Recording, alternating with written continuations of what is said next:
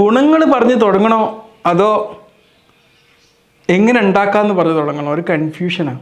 എന്നാൽ ഗുണങ്ങൾ പറഞ്ഞങ്ങ് തുടങ്ങാം അല്ലേ. പറയാൻ പോകുന്നത് ആര്യവേപ്പിൻ്റെ ജ്യൂസിനെ കുറിച്ചാണ്. ആര്യവേപ്പ് എന്ന് കേട്ടപ്പോൾ നിങ്ങൾ വിചാരിച്ചിട്ടുണ്ടാവും എന്തൊരു കയ്പുള്ള സാധനം, അതുകൊണ്ട് ജ്യൂസ് അടിച്ചാലൊക്കെ എന്തെങ്കിലും ടേസ്റ്റ് ഉണ്ടാവും. ടേസ്റ്റ് വർദ്ധിക്കാനുള്ള സൊല്യൂഷൻ ഞാൻ അവസാനം പറഞ്ഞു തരാം. ആര്യവേപ്പേ അത്ര നിസ്സാരക്കാരനായി തള്ളണ്ട കേട്ടോ. ആര്യവേപ്പ് എന്ന് ചേർന്നപ്പം ചിലർക്കൊക്കെ ഒരു സംശയമുണ്ട്, ഈ കരിവേപ്പില ആര്യവേപ്പ് ഒന്നാണോ? അല്ല കേട്ടോ. കരിവേപ്പില എന്ന് പറഞ്ഞാൽ അത് നമ്മുടെ നാരങ്ങൻ്റെയൊക്കെ വിഭാഗത്തിൽപ്പെട്ട ഒരു ഇലയാണ്. ആര്യവേപ്പില വേറെയാണ്. ഓക്കെ, നമ്മുടെ ശരീരത്തിൽ ഒരു ആൻറ്റി ഓക്സിഡൻ്റായിട്ട് പ്രവർത്തിക്കുന്ന ഒരുപാട് സംഭവങ്ങൾ അടങ്ങിയ ഒരു സംഭവമാണ്.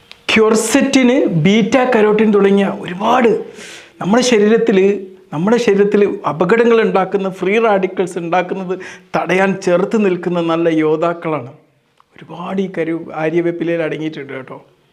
അസുഖങ്ങൾ ഉണ്ടാക്കുന്നത് നമുക്ക് സഹിക്കാൻ പറ്റൂല അല്ലേ. അസുഖങ്ങൾ തടയാൻ സഹായിക്കുന്ന ഒരു ആൻറ്റി ബാക്ടീരിയൽ പ്രോപ്പർട്ടി, നമ്മളുടെ ചീത്ത അണുക്കളെ നശിപ്പിക്കാൻ സഹായിക്കുന്ന ഒരു ആൻറ്റി ബാക്ടീരിയൽ പ്രോപ്പർട്ടി കൂടി ഈ ആര്യവേപ്പിലയിലെ നീരിനുണ്ട് കേട്ടോ. അപ്പം മൂപ്പര് നല്ല ശക്തമായിട്ടുള്ളൊരു ഇമ്മ്യൂൺ സിസ്റ്റം, ഒരു പട്ടാള നിരത്തെ നമ്മുടെ ശരീരത്തിൽ സജ്ജമാക്കുന്ന കാര്യത്തിൽ പ്രവർത്തിക്കുന്ന ഒരു സംഭവം കൂടിയാണ്. നമ്മുടെ ചർമ്മത്തിൻ്റെ സൗന്ദര്യം കാത്തു സൂക്ഷിക്കാൻ ഒരുപാട് ആഗ്രഹിക്കുന്നവരല്ലേ നമ്മളൊക്കെ.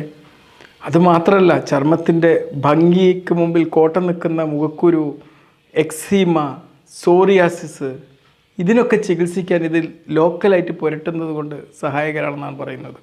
തിളങ്ങി നിൽക്കുന്ന പല്ല് അല്ലേ, നമ്മളൊക്കെ സ്വപ്നമാണ്. അപ്പം വേണമെങ്കിൽ നമുക്ക് ഈ വേപ്പിൻ നീര് ഉപയോഗിച്ച് ഒരു മൗത്ത് വാഷായിട്ട് ഉപയോഗിക്കുകയാണെങ്കിൽ അതിലെ ആ ആൻറ്റി ബാക്ടീരിയൽ പ്രോപ്പർട്ടി ഈ കേടുകളൊക്കെ ഇല്ലാതാക്കാൻ സഹായിക്കുന്ന ഒരു സംഭവമാണ്. വയറ്റിൽ നിന്ന് പോകാൻ മുട്ടിയിട്ട് വല്ലാത്തൊരു മലബന്ധമാണല്ലോ. നല്ലൊരു സൊല്യൂഷനാണ് ഈ ഒരു ആര്യവേപ്പിൻ്റെ നീര്. നമ്മുടെ ഡൈജസ്റ്റീവ് ഹെൽത്തിനും ആര്യവേപ്പിൻ്റെ നീര് കൊണ്ട് ഒരുപാട് സഹായമുണ്ട്. പ്രമേഹ രോഗികൾക്ക് അവരുടെ രക്തത്തിലെ ഷുഗറിൻ്റെ അളവ് നിയന്ത്രിച്ച് നിർത്താനും ഈ ആര്യവേപ്പ് പലപ്പോഴായിട്ട് ഉപയോഗിക്കുന്നുണ്ട് സാധ്യമാണ്. നിംബിൻ തുടങ്ങിയ ഒരുപാട് കെമിക്കൽസ് ഇതിനകത്ത് അടങ്ങിയിട്ടുണ്ട് കേട്ടോ.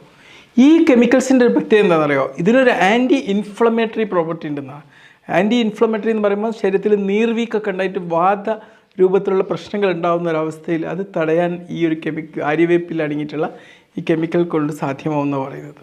നമ്മുടെ കരളിൻ്റെ ആരോഗ്യത്തിൽ, കരളിനെ വിഷവിമുക്തമാക്കാൻ, ഡീടോക്സിഫൈ ചെയ്യാൻ ഈ ഒരു ആര്യവേപ്പിലയുടെ നീര് കൊണ്ട് സാധ്യമാവുമെന്ന് പറയുന്നത്.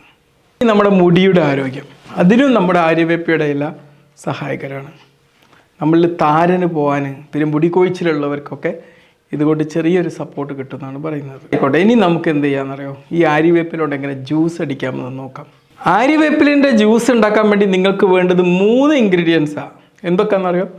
കുറച്ച് ആര്യവേപ്പില, നല്ല ഫ്രഷ് ആയത്. 2 കുറച്ച് വെള്ളം. 3 ഇത് ഓപ്ഷനല്ല, നിങ്ങൾക്ക് വേണമെങ്കിൽ കുറച്ച് തേന്, കുറച്ച് മധുരം ലഭിക്കാൻ വേണ്ടി. ആദ്യം കുറച്ച് ഫ്രഷ് ആയിട്ടുള്ള ആര്യവേപ്പില പറിച്ചു കൊണ്ടുവരിക. എന്നിട്ട് അത് നന്നായിട്ട് വാഷ് ചെയ്യുക, കാരണം അതിൽ അഴുക്കുകളൊക്കെ ഉണ്ടാവും. എന്നിട്ട് ഒരു നല്ലൊരു ഇതിൽ നന്നായിട്ട് വെള്ളം ചൂടാക്കുക. ഈ നല്ല ചൂടാക്കിയ വെള്ളത്തെ ഒരു ഇളം ചൂടുള്ള അവസ്ഥയിലേക്ക് കൊണ്ടുവരിക. എന്നിട്ട് നിങ്ങൾ വൃത്തിയാക്കി വെച്ച ആ ഒരു ആര്യവേപ്പിൻ്റെ ഇല എടുത്തിട്ട് ഒരു ബ്ലെൻഡറിലോ അല്ലെങ്കിൽ ഒരു ഫുഡ് പ്രോസസ്സറിലോ ഒക്കെ നിക്ഷേപിക്കുക. ഈ നിക്ഷേപിക്കപ്പെട്ട ആ ഒരു ബ്ലെൻഡറിലേക്ക് ആ ചെറു ചൂടുവെള്ളം 1 കപ്പ് ഒഴിക്കുക. നല്ല മിനുസുള്ള ഒരു പച്ച പേസ്റ്റ് ആവുന്നത് വരെ ഇതിങ്ങനെ ആ ബ്ലെൻഡറിൽ ഇങ്ങനെ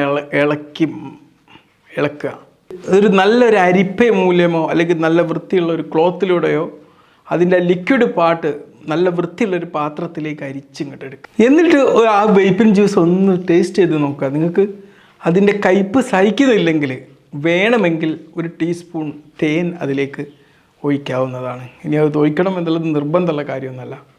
ഒന്ന് രുചിച്ച് നോക്കിയിട്ട് നമുക്ക് ആരോഗ്യപരമായി കിട്ടുന്ന ഈ ബെനിഫിറ്റൊക്കെ ഒന്ന് ആസ്വദിച്ച് നോക്ക്. ഓക്കേ, ഇത് രുചിച്ചവർ അതിൻ്റെ ടേസ്റ്റ് ഒന്ന് പറഞ്ഞു തരിക. തീർച്ചയായിട്ടും മറ്റൊരിക്കൽ നമുക്ക് ലൈവായിട്ട് ഇത് ഉണ്ടാക്കുന്ന ഒരു രംഗം ഞാൻ കാണിച്ചു തരുന്നതാണ്. Okay, by.